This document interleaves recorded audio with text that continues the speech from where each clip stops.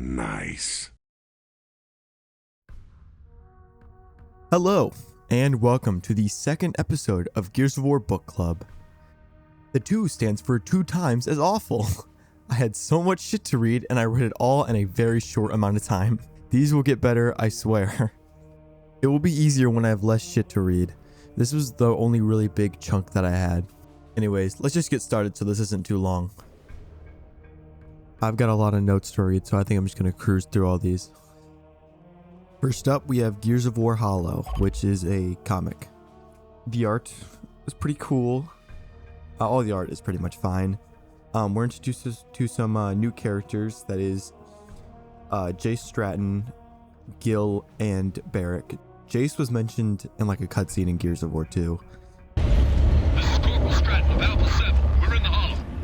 Jace, this is Delta. Good to have you here. Good luck out there. You too, Marcus. Thanks. Stratton out. He's gonna be like he's like kind of the main character of the comics, I guess. He's more like the through line, like he's just there, and so he also shows up in the books. And it's less like he's doing important shit most of the time, but more like, and Jay Stratton was there too. We get to see them in regular clothes, the gears I mean, which is interesting. We don't really get to see that. Dom describes the minecart sequence of Gears 1 and says he doesn't want to go back there anytime soon, which I imagine is foreshadowing. This takes place between Gears 1 and Gears 2, by the way, and Gears 2 is mainly underground, which is the bit, I think. Gil gets shot and dies. So I guess I shouldn't have even mentioned him. He was kind of pointless. And Marcus Aura farms hard. Hopefully I can find the comic panels to show that. We get some background. You know, Jace lost his like brother and his family as a kid, and then Jace says he feels hollow. A lot of characters feel hollow, that's the bit. It's talking about the hollow as in the location, the hollow underground on Sarah, and also he just feels hollow because they've been at war for like 100 years. We get to see the robot Jack getting his like fold out screen thing that he has in Gears 2. They say, oh, at least we have Jacinto. You know, we've lost everything, but at least we have Jacinto, which is, you know, in Gears 2 they lost Jacinto, which is, you know, it's sad. They news, like I think it was a news thing, mentions that the light mess bombings, after light mess bombings, there are no more krill. They're just gone. They haven't showed up. So I guess that's why they weren't in Gears 2. I didn't even really notice, which is fine by me. They were cool, but I don't really want to see any more of them. Chase saves the helicopter crash. Marcus reaction image, shit. Marcus is a legend. Everyone really kind of sees him that way. Marcus expresses faith in Jace, which inspires him, just showing how important Marcus is and how his opinion is pretty important. Marcus is a great leader. Save a town and secure transport to Montevideo, which is where they were going or something. I can't remember. They find a stranded camp. They find a kid, kids are rare because everyone's like dead. And they take him with them. And their kid's name is Lily. They're attacked by Brumox with no way to fight back. Cole and Baird come to the rescue, which is sick. Kid goes back with Cole and Baird. Barrick was stranded. I don't remember that, but whatever. Montevideo sinks while they're in it. Barrick has rust lung. He mentions that. New like enemy called Heartsuckers that attack locusts as well. They're weird. I don't know. They don't get mentioned ever again outside of this, I think. Barrick sacrifices himself, so he dies, I guess, too. Lily's dad is dead, but her mom is in critical condition, that was important because earlier she was like, Jace, can you find my family? He's like, yep. And then the story ends with Jace feeling better about the future, with Lily and him wanting to see if Lily's mom, or waiting to see if her mom will improve in Jacinto. Next up, we got another comic, The Quickening. This one's gonna be real short. It's basically just Kalisto, the comic. It starts showing Kalisto in his casket after his death. Then it goes 4 years before E-Day. You know, Kalisto is fighting Uri soldiers, but he is in his like tribal or whatever. I don't know what you want to call that get up. I feel like that's the correct way to describe that. Which I don't really know why he would be dressed like that. I mean, they're not like, whatever. It doesn't matter. He's killing people and it's pretty cool. His family got massacred by the UAR. And so when Marcus is like, hey, you know, you could join and fight the COG against UAR, he's like, sure. We see a little bit of him fighting at Asphalt Fields. Then it's 1 month after the light mass bombings. And then it goes to the 5 months later on the assault on Landown. We get a couple of scenes from Gears 2. We get him fighting Scourge, which we see in a cutscene. And then Ty tells Dizzy to run away. So Dizzy did survive. He did not die on the grind lift fighting Scourge. Ty is captured, as we know, and brutally tortured, and it's bad. We get to see, and I understand why he turned out the way he did, and then we see, you know, he shot himself, which is very, very sad. And that is the end of the Quickening. There's a really short, like, one-shot comic. I had to like look around and find this one because it was not in the omnibus that I had. Called Day One. It's got a little bit of different art. It's just like a narration of Dom talking about the world, I guess. You get to see Marcus takes the Dom and Maria picture that he has with him everywhere. Then it jumps to a month after Montevideo sinking. You see them saving a family, and that's it. It's extremely short. It was extremely short. Next, we have Harper's story, who was I believe they're mentioned in some collectibles in Gears 2. It's just him talking about what he was up to and doing. He was near the light mass bombing and got rust lung, which is the same way Barrett got rust lung. You know, light mass bombing had some unfortunate effects on humans that were nearby. Harper points out that the grind lifts only go down. You know, they don't take you back up. So it was pretty much a one-way trip for most people. He was captured and tortured, but he got away. And found Jace, and eventually he actually made it out of the hollow. He survived. And helped Jace fight and stuff, but got killed. And that was sad. All right, now we're to the first book, like actual book, Jacintos Remnant. It takes place directly after the events of Gears 2 with the sinking of Jacinto, with describing characters trying to escape all the flooding and stuff. They managed to get Bernie out from some crater or whatever from the sinking. Bernie has a specific moment where she's fighting a drone, and a drone pins her down, and she has I don't know what you call that, like a trigger, and immediately stabs him and gets like angry. So that's clearly foreshadowing something. Not foreshadowing, but like recalling something that we don't know about yet. Marcus tells Bernie who all died, like Ty and is it Ben Carmine? Yeah, Ben Carmine. Stuff like that. People like that. And Maria. No one knows really what to do, because it's like Jacinto was their last bastion of hope. That was everyone, and they're late. They left. I think it said 30% of the people died. It's messed up. Anya sees Dizzy reunite with his family, because as we know, he survived. And which I think it's his two daughters. He has like twin daughters or whatever. They still see some grubs left, and Dom and Marcus go out to kill them. And Dom is like, I'm gonna kill every last one of them. It's like the idea is they want to kill them while they're down so they can never come back. Cole and everyone goes with them, and Anya also goes with them. She's been in mostly non-combat positions, you know, like as control, but she says she has to requalify with Lancer every year, so she's battle ready. Like, and her mother was like a huge important military person, so she's probably gonna fuck shit up. And fighting. They capture one of the drones. And Baird wants to research it because they said they have never captured one before. And he says, we don't know where they come from, which we literally saw everything about the the sires. So yes, we do know where they come from. Put it together, buddy. There's a flashback, and it's of Prescott trying to rally other cog leaders of cities and stuff to group together to finish off the Locust for good, but they won't.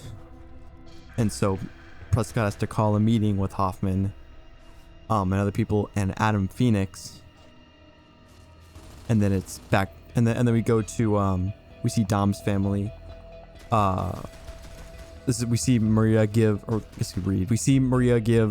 Dom the picture with the note that he was carrying with him in the games. Then we see the meeting that I just talked about. Basically talking about that they're screwed, and Prescott wants to use the Hammer of Dawn to take out as many locusts as they can to give themselves a fighting chance. So the Hammer of Dawn strikes that we've heard about quite a bit. Nobody likes it, but agrees that there's really no choice. Really, they have to do it. So Prescott plans to make a public announcement giving everyone 3 days to evacuate, which is not enough time. Back to the present, Dizzy reunites with Dom, and they tell him what happened to Ty. Very sad moment. Mainly now it's just people surviving, really. It's been basically like 100 years of war, from the Pendulum Wars, basically like a couple weeks, and then straight into the Locust War for like, I think 15 years, 14 years at this point. Yeah, 15 years, because it's the second game. So just so long. These actually, the Pendulum Wars were 90 years actually. Never mind, it doesn't matter. Oh, it had to have been 80. Anyways, Marcus and a couple of them go to investigate underground to give them supplies, and they have flashlights with them, which is funny, because in Gears 2 they make a joke about not having flashlights. Some people leave their like settlement to be stranded, which just goes to show like how not well the cog is doing after all this. The cog is just not doing very great. Another flashback. Just Hoffman in the coming weeks before the hammer strikes. Dom, Marcus, Callisto, and Patrick. I think I mentioned Patrick before. He's a islander like Ty and Bernie. Just doing military stuff. Prescott tells other officials about the strikes. Adam makes sure, like, Prescott is gonna make sure Marcus is fine. Is it gonna get killed in the strikes? Back to present. Baird mentions that he wants to be an engineer. He likes engineering. He doesn't want to be a soldier, but he had to join because his dad was like, "You're not getting my fucking inheritance if you don't join the military." So he did. Their settlement is, what's it called? It's Port something. I can't think of what it is, but it's a port, and they're freezing. It's too cold.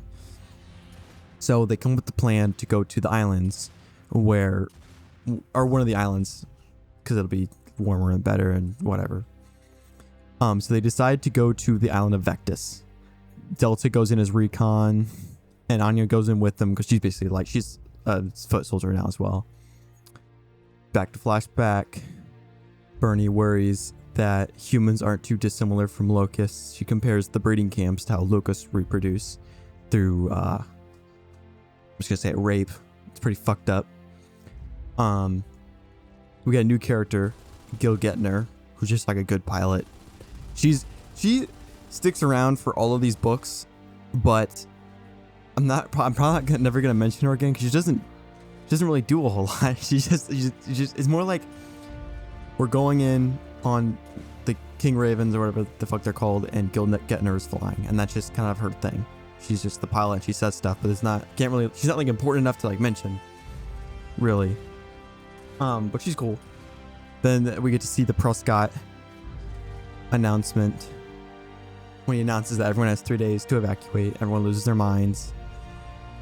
Dom goes home to find Maria, but she's packed up and left, and he gets scared, but turns out Adam Phoenix just had her picked up just to make sure she was safe. A character says Locust hide is too thick for their knife bayonets. They need some kind of powered saw, which is, and then they make the lance with the chainsaw. Ooh, little cute little thing there. Maria tells Dom that they need to look for their kids, even though they died a year ago. Her mind is broken. Back to the present, they make it to Vectis and are immediately shot at. the guy who shot is Gabriel the guy who shot is Gabriel. Marcus talks him down and proves they are Cog. Some more stranded come out. A kid asks Dom why he has big boots. Dom says that, like, you know, he misses being a father because, you know, he had 2 kids and they're gone. He's very sad. And they mentioned that they've never seen any locust before, which means Vectis is completely safe. You know, everyone who lives on Vectis has been completely safe from the locust this whole time, which is nuts. And the specific place to go to is a Cog area. So these are all still Coalition of Order Government's people, which is crazy. And someone says that Adam Phoenix used to go there a lot. So clearly he was doing something there. They go see the stranded settlement nearby. Because, you know, they're going to need to take that because they have to move so many people over. So they're not going to let the stranded just chill there. They talk to the leader of Massey. And he gets way too close to Bernie and she knocks him over. And he says he recognizes her. And later, Bernie is extremely upset, and Cole asks what is wrong. And Bernie flat out just says a couple of stranded sexually assaulted her. And she hunted them down one by one and killed them, except for one who got away. Pretty fucked up. Terrible thing. Handled pretty well. The writer is a woman, so it's not like horrible. I think it's handled fairly well. The stranded make a move, but the Gears pretty much just demolish their attempt. But they couldn't find Massey's body. The people are pretty upset that as soon as the Cogs show up, they start causing problems in the stranded and everything. Marcus explains to everyone that humanity is mostly dead and those who are alive are coming to Vectis. So people are upset with this, some people are fine with it.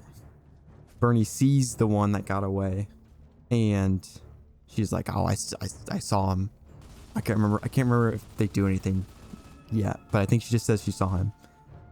I really wish something as I was reading it, I realized I really wanted this to be part of the game. Like the idea of, like, you start in like the winter and it's cold and it's like, oh, it's so bad over here, and then they go to Vectis and they see this, like, oh, it's so bright, and it's like I guess it's kind of like a beach, I guess. I don't know if it's like a beach, but, like, you know, and that's like, oh, it's so much better now. Like, that'd been really cool. I wish it was a game, not a book, but it's fine. Bernie catches the guy she was after, like I mentioned earlier, but she doesn't kill him. Like, they take him. Dom and Marcus realize that the Leviathan they fought in Gears 2 could be one of many, and they could be attacking boats on the surface because some people mentioned boats being attacked.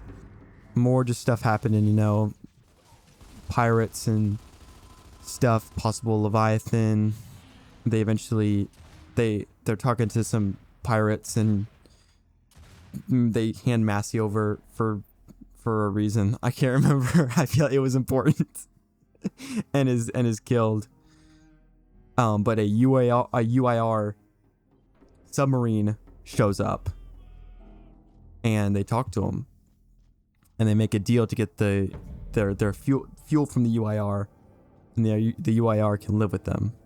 So they make a deal that they're given a truce, and no one's seen UIR in a long time, since the Locust and everything.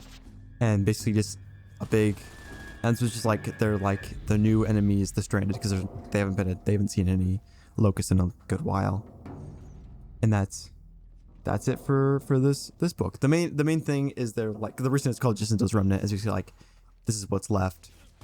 You know, they're like the big title drop is like, we aren't stranded, we aren't refugees, we are Jacintos Remnant and shit.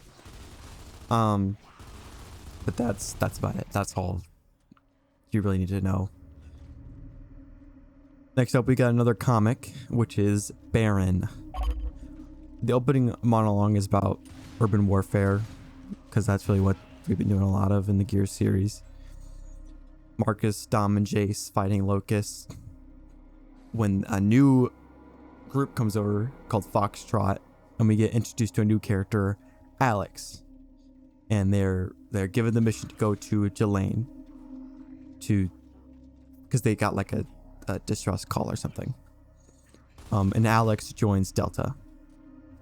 And we immediately get Alex explaining to us what was going on in Jelaine and what the breeding camps are.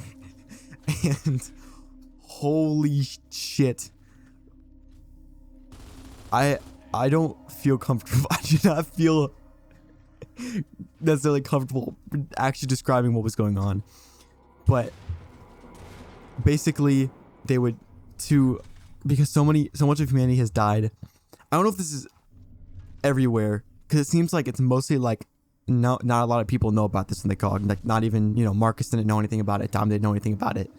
But specifically in Jelaine, at least, they had breeding camps where they would take women as young as 14 to get them pregnant so that the human race would carry on. It's real bad. It's real fucked up and really terrible. And the title of the book comes from because Alex was deemed barren, meaning she couldn't have any kids. And so she became a soldier, so she was still useful. Which is the same reason, not the same reason, but the reason Anya isn't being safe. It's why there's not a whole lot of women in the war, because they're being protected so they can have children. We're just gonna keep going. Anyways, they get there, Jelaine, and they find a band of women, like a group of women that have been surviving, that have all had these terrible things happening to them. And they said they didn't set off the beacon, but I lost so much focus right here, because why the fuck are they dressed like that? It is insane to me that you would make something so grotesque and fucked up and have these women have such awful things happen to them, which is interesting but really fucked up and awful, and immediately put them in gooner outfits. And it's what the fuck are you doing, bro? This is so gross and disgusting. And why are their pants up their ass? What the fuck are we doing? Why would you do that?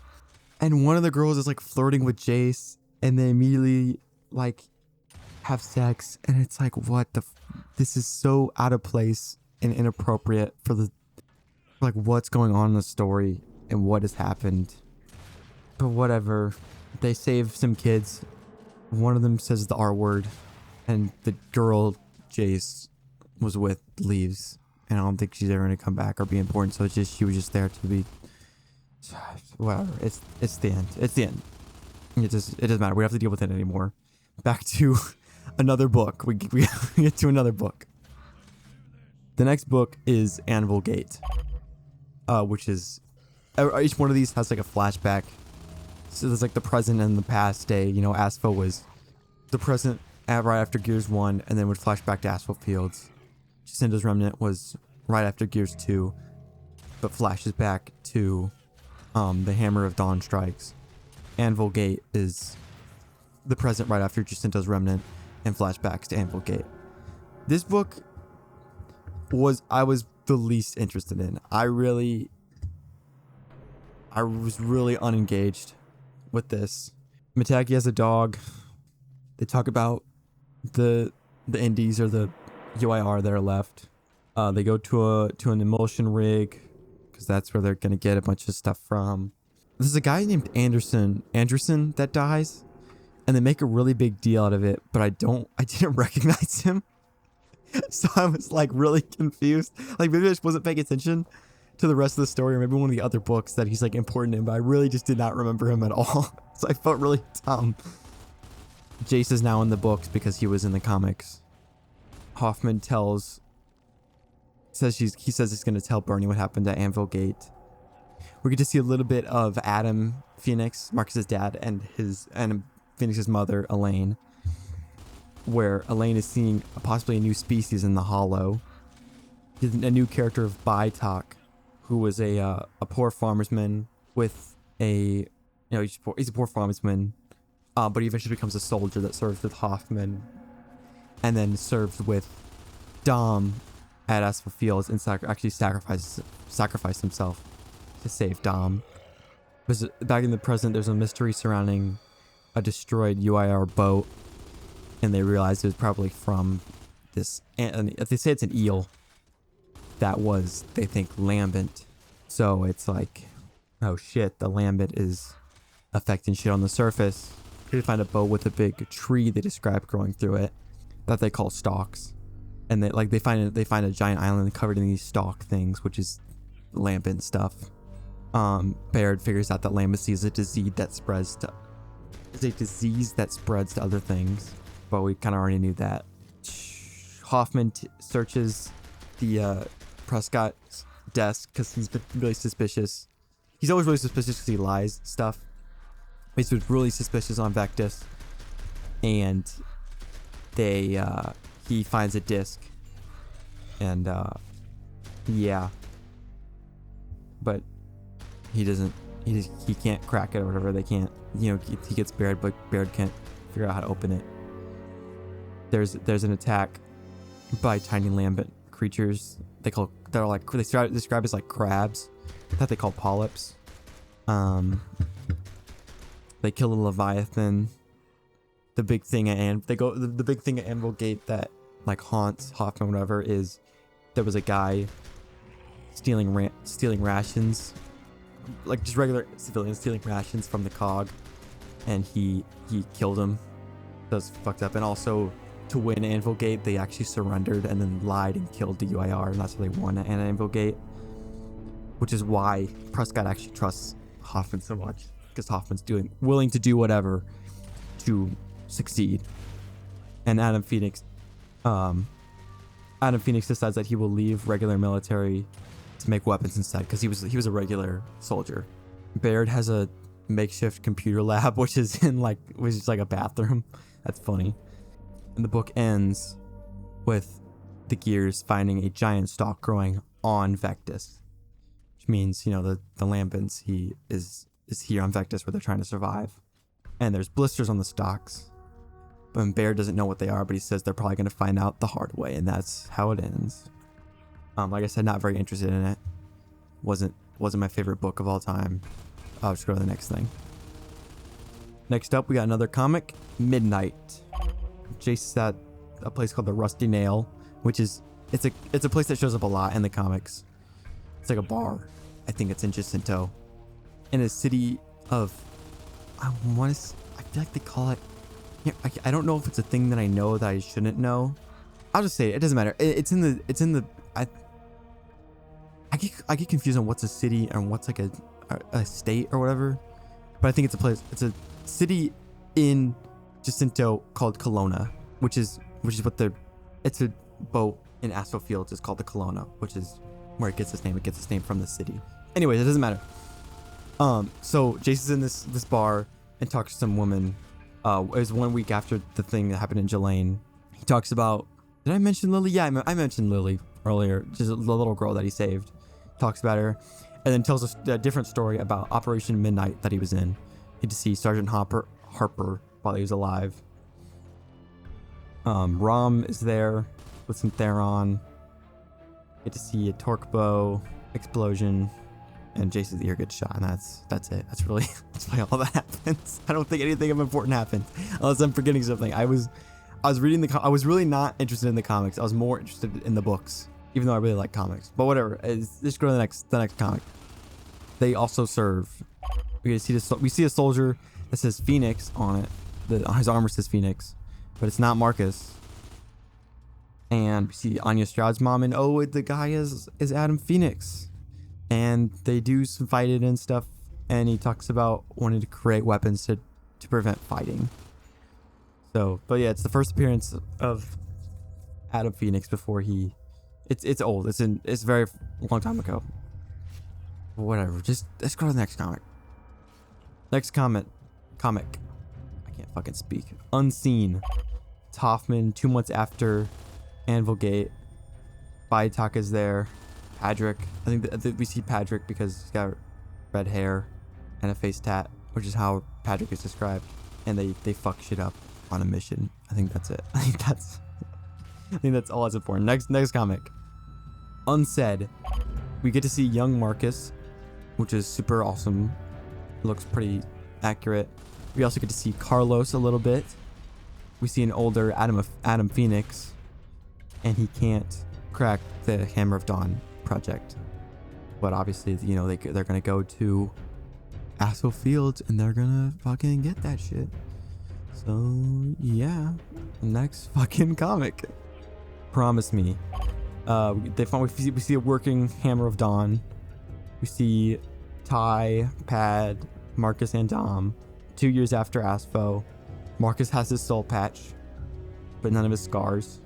Trescu, who is important. I don't think I mentioned him. I'm really forgetting. Listen, you gotta understand. I read fucking 3 books and 20 comics. I can't remember what the fuck happened in all of them. Listen, you gotta bear with me. Anyways, we see the end of the Pendulum Wars, and this Trescu. I don't think it was in any of the. Anyways, Trescu, who is Garazni, who was a member of the UAR after they lose the Pendulum Wars. Trescu's father makes him promise that the Garazni will not surrender and they will keep fighting, even after the Pendulum Wars, and that's how it ends. Which will be important later. Next comic, Dirty Little Secrets. We get to see the sinking of Jacinto. Marcus, this Dirty Little Secrets is like the most important comic. It's really the only one that matters, which you will understand in a little bit. This is just part 1 and 2, which is Marcus. It's one after the sinking of Jacinto. This just chilling, Prescott narrating, talking about, because he's all suspicious, and we get to like see what he knows and what he's doing. He says he knows why Adam knows the Queen, which is like, holy fucking shit. And Prescott says he knew that they would face a greater threat than the Locust one day, talking about the Lampet. What the fuck, insane reveal. The comics have been nothing but filler, except for right now when they're super important. And we get to see Vectus, what it looks like. They're fighting stranded. We get to see the polyps, what they look like, and stalks. It's cool. This is the comic where I'm like, holy shit, this is so awesome. And then it ends, and now we're to the final book. All right, last book. This is probably my second favorite behind Asshole Fields, if not my favorite. I really like this book. I was really interested and enjoying it, but I really gotta save time here. I can't yap about it too much, but we're gonna get right into it. Coalition's End. We get a full timeline. Actually, I'm gonna pull that up right now and just read to you the entire full timeline that we get to understand what's happening, because I have not been clear whatsoever. Okay, I got the full timeline pulled up that it says in the book. Okay, Gears of War timeline. 80 BE, 80 years before emergence. A long-running global conflict begins to sweep the world of Sarah as the Coalition of Ordered Governments, the COG, and the Union of Independent Republics, UIR, fight over emulsion energy resources. This becomes known as the Pendulum Wars. 17 BE, Infantry Lieutenant Victor Hoffman holds the besieged Anvil Gate garrison against UIR forces and makes his name.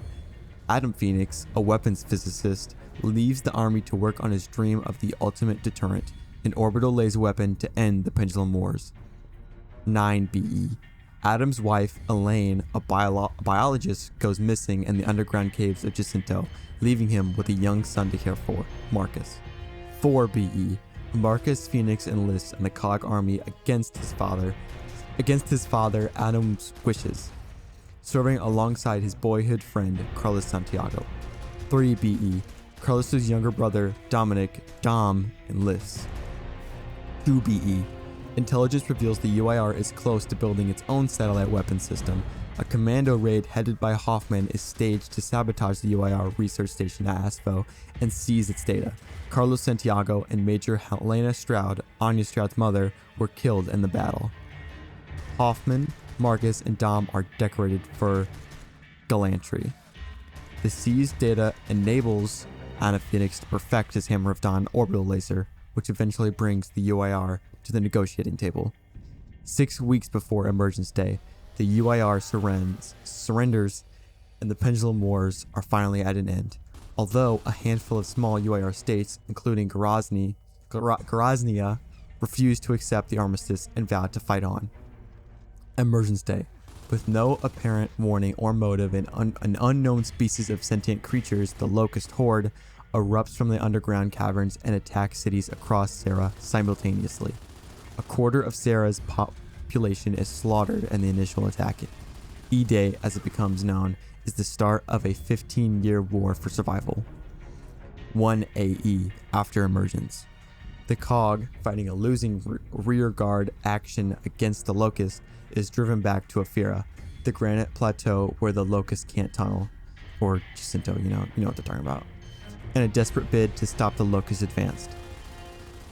New COG chairman Richard Prescott orders the destruction of all Sarah's major cities using the Hammer of Dawn. Although civilians are urged to take refuge in Aphira, few can reach the plateau in time and many millions die and the hammer strikes.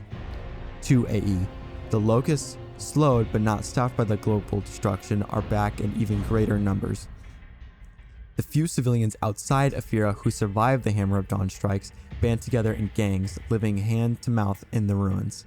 The Stranded, as they call themselves, see the COG as an enemy. 10 AE. The Locusts attack Aphira. Sergeant Marcus Phoenix disobeys Colonel Hoffman's orders and tries to rescue his father, a decision that leads to the fall of Aphira. Adam Phoenix is buried in the rubble of the Phoenix Mansion when the Locusts attack, and Marcus faces a court-martial. His death sentence is commuted to 40 years in Jacinto's notorious brutal prison, nicknamed the Slab. 14 AE. The Locusts overrun the prison, and the inmates are set free, except Marcus. Dom Santiago rescues him, and Marcus rejoins the COG army. Using Adam Phoenix's research notes on the Locust tunnels, the COG detonates a light mass bomb underground, but the Grubs are back in force a few weeks later. The human population of Sierra had been reduced from billions to a handful, and the last COG bastion, Jacinto, is now under threat. 14 AE. Chairman Prescott plans a final all-out assault on the Locust Warrens by tunneling into their strongholds around Jacinto. The Locusts, in turn, begin their push to take the city.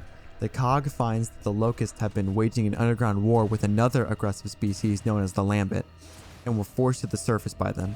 Marcus and his fellow Gears find recordings by Adam Phoenix and the Locust Command Center, describing how to flood the tunnels. And the COG makes a final, desperate decision to wipe out the advancing Locusts. Evacuating the city, they deploy the Hammer of Dawn to sink Jacinto and drown the Locust forces. Still 14 AE, the column of refugees moves from place to place, evading the few surviving Locusts, eventually settling on a remote volcanic island that the Locusts never reached, Vectis, a former COG naval base. The local population have never seen a grub, but is plagued by stranded pirate gangs, forming an unexpected alliance with the last of UIR's Groznians. The COG newcomers and the islanders drove off stranded pirate gangs and begin to rebuild civilization. 15 AE, the brief peace is shattered when lambent lifeforms appear in the seas around Vectis, destroying ships and sinking a Groznian emulsion drilling platform, the last remaining source of emulsion fuel. Chairman Prescott is found to have an encrypted data disk, the contents of which he refuses to reveal to Colonel Hoffman. The remnant of this COG is now effectively besieged on Vectis, fending off lambent attacks from the sea. Gears of War, Coalition's End. Now, basically, since Prescott knows that Hoffman took the disc, and so now it's basically just Hoffman v. Prescott, and most people like Hoffman better. I like Hoffman actually quite a bit. There's a lot of characterization in these books. We see polyps evolving, which is scary. We see a bit of the end of the Pendulum Wars. Oh, we get to see what Cole and Bernie were doing. I'm trying so hard to remember. shit. My dumbass just wrote Cole and Bernie. I can't remember what the fuck. Brother, you gotta describe shit. I can't. I'm such ass at taking notes. I think I'm referring to when the locusts first start. We get to see what they were doing when the locusts first start attacking, which Cole loses his family, and he was the best thrashball player ever. And he announces that he is enlisting to join the fight against the locust. And Bernie was the only cog on the island that she was at on E-Day and was ordered to train civilians. In the present day, they discover an emotion field on Vectis, which is good because they lost a lot of emotion when the rig came down. But it's weird because they looked around the island, they hadn't found any emotion field. So how the fuck did an emotion field get here? But they would, and so they're like, okay, we'll get emotion from here then. That's good news. There's a character, Sam, who's pretty important. She's a woman who does stuff. I think she deals with weapons. She's got a not relationship, but like she knows Hoffman because of her father served with him. Don't worry about it. Anyways, he likes Dom, but Dom is like, I failed my wife and kids. I'm so sad. He's like, he can't be doing that, basically. There's a weird, like, radio thing that they notice that they're detecting some, like, disturbance in frequency, but they can't figure out what the fuck it's coming from. There's stuff spreading on the ground from, I think they call it a dead zone. It's spreading from where, like, stalks are. So it's like, oh, that's not good. Get away from that because you don't know. Because stalks pop up out of the ground and then polyps come with them. So it's like you want to get away. So they're trying to move people away from where the stuff's spreading. Anya's changed pretty significantly. Dom says she's more battle hardened. She's very muscular. She's changing. It's how we last saw her. Hoffman wonders if the data disk is about what they are researching on Vectis, because the place they're at on Vectis was a bioweapon research place, and they wonder if Lambency is a bioweapon that the COG created to take out the Locust.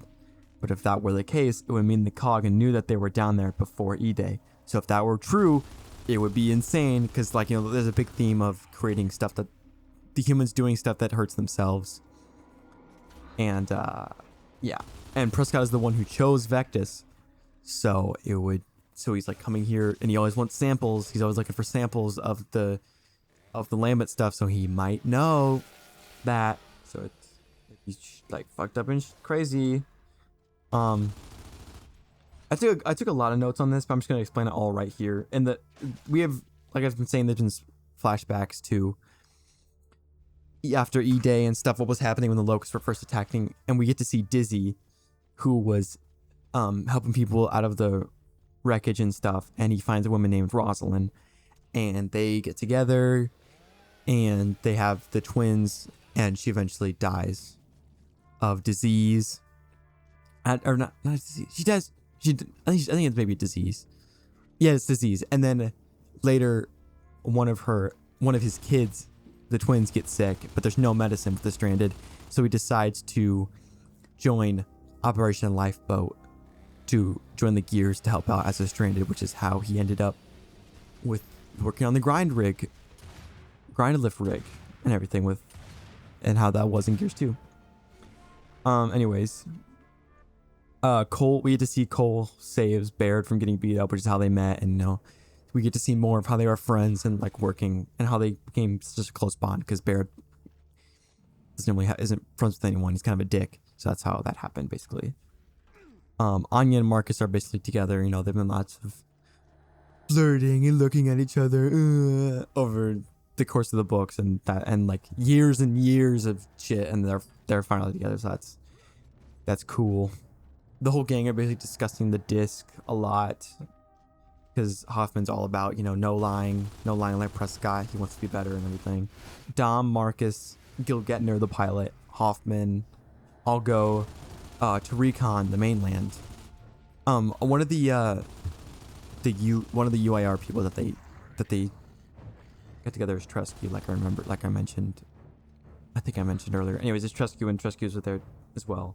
He's important. He's like, they're an ally. They're best buds by this point. There was some weird tension with the UIR and the COG, but now they're all best friends. They're all just like, we're all just in this together, trying to rebuild humanity and stuff. But yeah, they're looking on the mainland and stuff, see how things are going, which is not well. There's lots of the lambent are all over the surface, which is fucked up and bad, and stalks and stuff. Alex, we get to see Alex from the comics is here. There's a lambent bull that blows up. The lambent, they in the book they describe the lambent as red, but they're yellow, so that's weird. I don't know if that's two different types of lambent or if that was just a wrong description, but whatever. They discover a lambent dog, so we see it spreading. It's like bulls, and it's not a lambent dog, like a dog that turned lambent. It's like it looks like a dog, but it's its own lambent thing. So they're like, what the fuck? It's creating its own shit or something. I think it pops out of the blister, like Baird says. We're gonna find out what the blisters do the hard way, and that's how they find out these dogs are popping out of the blisters. So that's how they spread or whatever. Hoffman actually confronts Prescott, asking him if they created the lambent, and Prescott says they didn't, and that they didn't know about the grubs, which I think in the comics right before this book, that's a lie. But I feel like the book really says it like it's the truth, but it's a lie, I think. He didn't know. Adam definitely knew. Prescott asks Hoffman if he'd be willing to do another terrible thing, like with the hammer strikes and Anvil Gate, if he would be willing to do that with Prescott, but he refuses to tell Hoffman what he wants him to do. So Hoffman's like, no, I'm not going to do any more of your shit. If you're not going to tell me what the fuck we're doing, I can't do that. And Prescott's like, oh well, if you're not going to agree to it blindly, I guess we just won't do this, which is like weird. I don't understand why he did that, but whatever. Some stalks come up through the granite in Vectus, and they're like, oh shit, that's not good. They're getting real close to the town or whatever. They have a meeting discussing they're possibly gonna have to leave Vectus, even though this was like a really good place to live. And Prescott is like, we're gonna leave as soon as possible. Hoffman's kind of like, well, we can't really do that. We don't have the means to leave right now. We should probably wait a little bit. But Prescott is like, well, we're gonna go back to Port Farrell. It's still summer in Port Farrell right now, so we'd have time to prepare for the winter. But if we wait, we can't go when it's winter, so we'd have to wait a full year, which that might be too long to leave. But so Prescott's whole thing is like, no, we're gonna leave, which is what most people want. So he's gonna have like a lot of support from civilians. So they have a vote, and only they have a vote with all the civilians and everything, but only a quarter actually wanted to leave actually. But Prescott ignores that and decides that they will still be leaving. And Hoffman is like, put my foot down. No, we're not leaving. Everyone agrees. Trescu, everyone agrees with Hoffman. We are not. There's no way we can leave. Prescott seems like, so you're not listening to me? And he's like, no, I'm just, you haven't given me an order on what we're doing. Like, you have to tell me we're not leaving. And he's like, but I say we are leaving. And Hoffman's like, no. It's like, so you're defying orders. And he's like, I guess. And he's like, well, if everyone's just going to defy my orders, then I guess I just should step down and you're going to be the leader. Which is clear, like, that's what he wanted. That's why he's been doing this. That's why he did the whole thing. He just wanted Hoffman to take over. And Hoffman's like, fuck. I walked right into that. Like, fuck, shit, fuck. And Prescott's like, okay, fuck. Like, okay, I'm going to do some shit now. And he's like, he's preparing to leave with a couple people. They're gonna leave the island, and they're like, dude, what the fuck? Why are you abandoning COG? What is your game? What is your deal? And Prescott is still like, I can't tell you, but you should come with me on this boat to leave. And you can even bring all the Vectus, not Vectus, you can bring all the Delta and Barren, because it's so important that you should come, but I'm not gonna tell you why you should come. And so they're obviously like, no, we don't trust you at all. So they refuse. And Prescott's like, okay. So he leaves.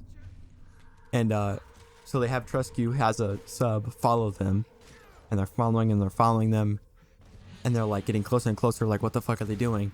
And they discover the boat's empty. The boat they left on is empty. What? It's been on autopilot or whatever. How the fuck did they leave? You know, they didn't sense any boats come nearby. Like, what the fuck happened? How did they just escape? Clearly some suspicious shit is going on. And they go to look for the samples that Prescott was keeping, and all the samples are gone. He brought them with him. What the hell is going on? Lots of mystery, very interesting stuff. But they can't, nothing to really do about it now. They're just kind of figure out what they should do, because Vectis is kind of going in the shitter, but they don't really have the means to leave. Anya cut her hair. She's described as kind of looking like her mother now. Lambent attack right in the middle of the camp. And so they decide they basically just have to evacuate Vectis. They have to. They have no choice. And they decide that the best move is to split up into multiple settlements. Because if they're all together, then the Lambent will gather and stuff. But if they're separated, then they're harder to get to. So it's like a bittersweet. Hoffman goes to Anvil Gate with the original inhabitants of Vectis and Bernie, because they're a couple now. I don't think he talked about that at all. They were together a long time ago, and then they weren't, and now they are again, and it's very sweet. They're a good group. Dizzy goes to Anvil Gate as well.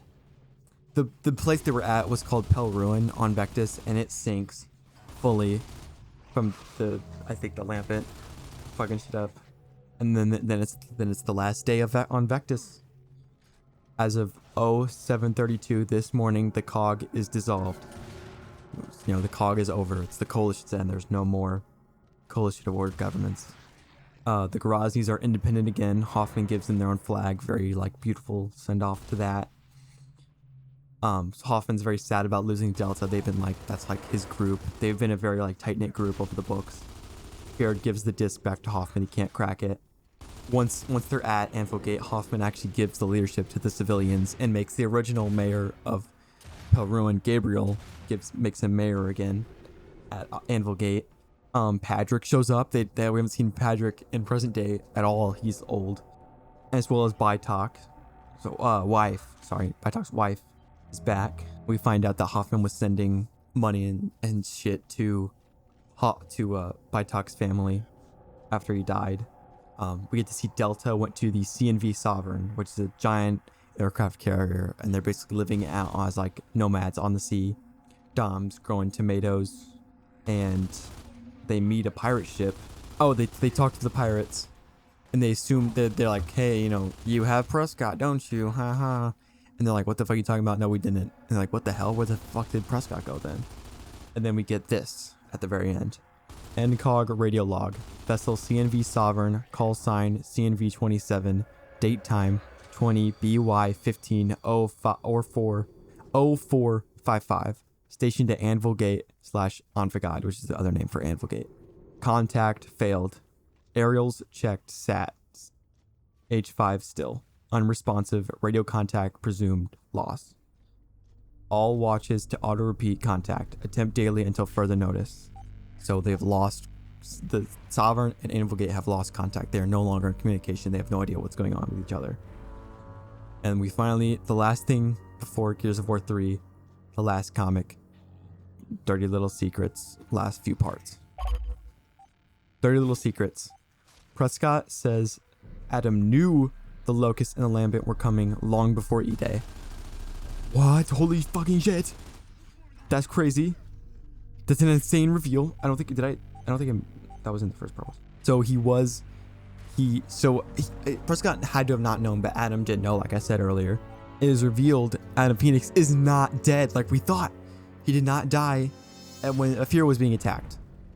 He is alive, and he was communicating with Prescott, which is probably what those signals were that they were detecting, and that's why the Prescott needed the samples and why he was taking them, because Adam was researching him because he's trying to figure out how to stop the Lambency.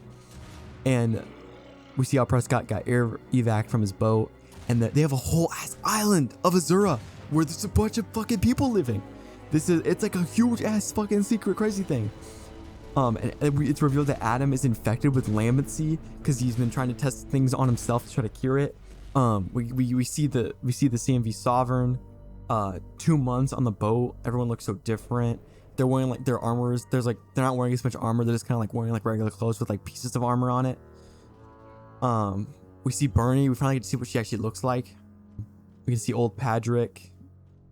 Bernie encounters some grubs for the first time in a long ass time, which is bad news.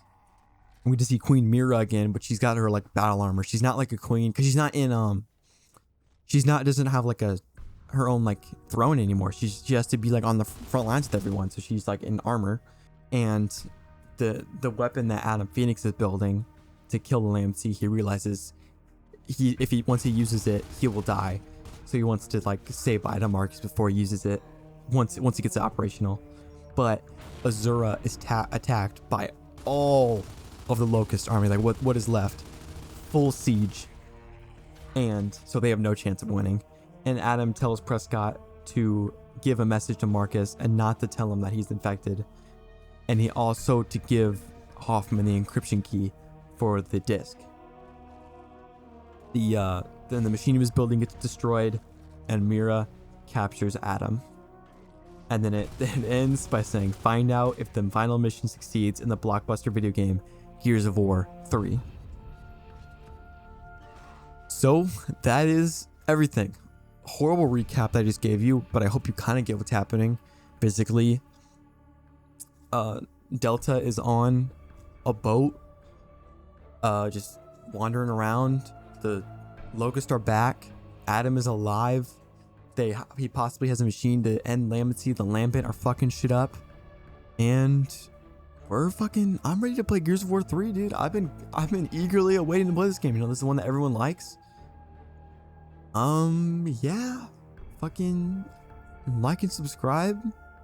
I will see your ass probably like fucking tomorrow, if I can bust this shit out quick enough. See ya.